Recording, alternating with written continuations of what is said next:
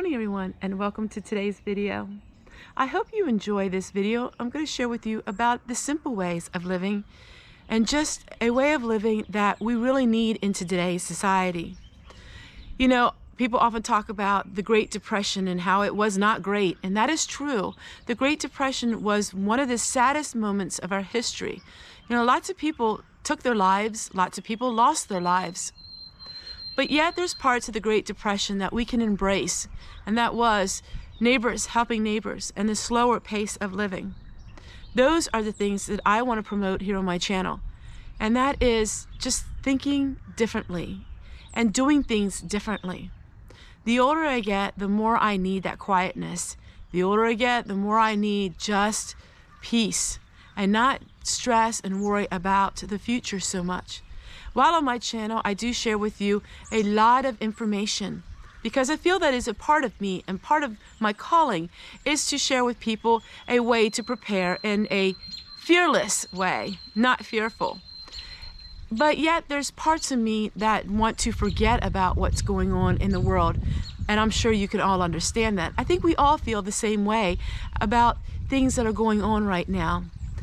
But we can have a balance. You know, everything in life has to come with a balance, no matter what it is, between saving money or spending money, between losing weight or gaining weight, between eating things that maybe aren't the best for you, between going off and just being a fanatic and not even enjoying parts of your life.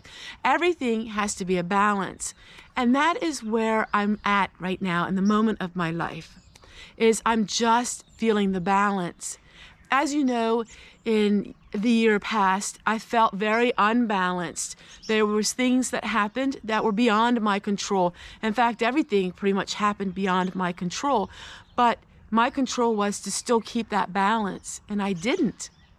And now I realize that it's in my power, that no matter what happens around me, behind the camera, you know, in front of the camera, all of these things, I can control my reactions to them. It's the first time since having my YouTube channel that I have really conquered this. Before, I was always in reactive mode. Whenever somebody was critical or somebody put me down or somebody said this and said that, I was always really quick to defend myself. But you know, with age and maturity and just a feeling of calmness and a feeling of you're safe where you are and a feeling of that you love and accept yourself for who you are, all those things kind of fade away, and they have for me. And so in these videos, if one day I feel like talking about prepping and I talk about all those things, then you'll see a video on that. And some days I feel like this slow pace of living and just a real peaceful video, and you'll see one on that. Some days I may feel like my cheat meal Mondays and my crock pot Wednesdays, and you'll see a video on that. I'm not so tight scheduled, like I have to have it this day and this day and this day. It's however I feel that day, and that has really lifted a burden in my heart, because I always was, Monday has to be cheat meal Monday, Tuesday has to be prepping, Wednesday has to be cooking, Thursday has to be Thrifty Thursday. And that's how my mom was. My mom had a day set. Every day had to be that day for that certain thing. So Monday, she was always washing. Tuesday, she was always ironing. Wednesday, she was always going to the grocery store.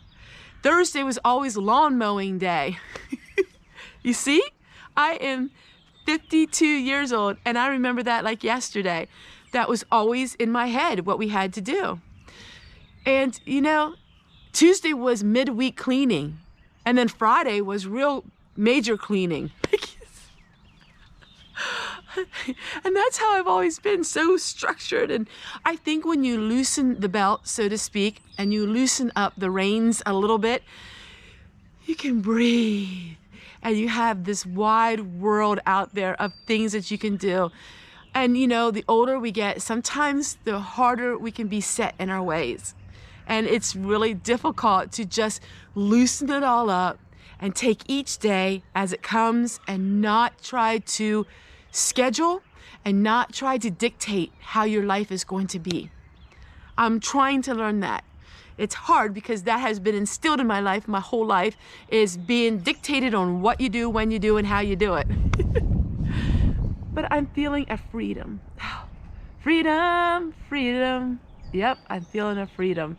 And that's only because of me. The freedom didn't happen because of anything that happened outside my four walls. There are still those that like to criticize me. There's still those that like to make fun of me. That hasn't changed. There's still ideas in my head where I have to do this or have to do it that way. But the freedom lies within me. And that is a freedom that I've given myself. You can give yourself the greatest gift in the whole wide world, and that is to let it go. And you know, as the children's song, let it go, let it go. You know, that is so true, to let it go. But nobody can do it for you. And nobody can help you do it. You have to do it yourself. Maybe you have to hit rock bottom like I did. I'm not going to be embarrassed to tell you that I hit rock bottom because I believed the lies of people. I believed the lies I was telling myself. I was believing the lies that I'm a victim and that all these things happen to me and I'm a victim, so I'm just going to stay that way. And what I was doing was I was destroying myself. And I realized when I hit rock bottom, I had that, some would say light bulb moment. I don't believe in light bulb moments. I believe I had the God moment where the Lord was speaking to me and said, you don't gotta live this way, Tessie. And I realized that and I changed. It didn't happen overnight, but every day I decided to change the thinking in my head. Stop listening to the things that you shouldn't be listening to, all the negativity and all the meanness and naysaying, and listening to things online that weren't edifying, or listening to things in the news that weren't edifying.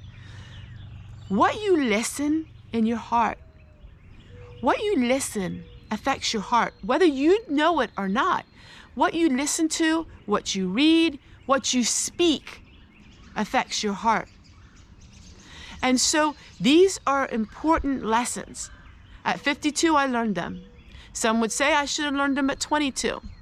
I can go on and say because of my background and because this and because of that, but I don't need to give those excuses because it's true. At 52, I learned these lessons, but you know what? I'm glad I wasn't 82 or 92 or never learned them at all. There are people that go and they to their deathbed and never learn the lessons of being kind to themselves and just accepting themselves for who they are. It doesn't mean we don't improve in ourselves, because let me tell you, in the last 365 days, I really did improve myself. But that was a lot of work. That was a lot of effort. I didn't just sit back and decide, well, if it happens, it happens. If it don't, it don't. I got rid of the baggage. So letting it go. It's the best thing in the world. Let go of your unforgiveness. Let go of your hurt. Let go of your pain. Let go of your vengeance that you feel in your heart. We all have these emotions. They're human, they're natural. But if you harbor them, you will only be destroying yourself. I have a lot of issues I need to still work on. I'm not at the finish line, but like the tortoise and the hare, I'm just slowly inching my way there. And you know what? After a while, I will be there. I'm still working on these things. There are things that we will always have to work on our whole life. But my friends, what a wonderful journey it has been. I look back on it and I see myself as a different person. And I look back on it and think, when my parents both passed away, I was at a very low point, and anything negative that came my way, I just fed upon it. I was vulnerable. People knew I was vulnerable over that time. They used that vulnerability to attack me.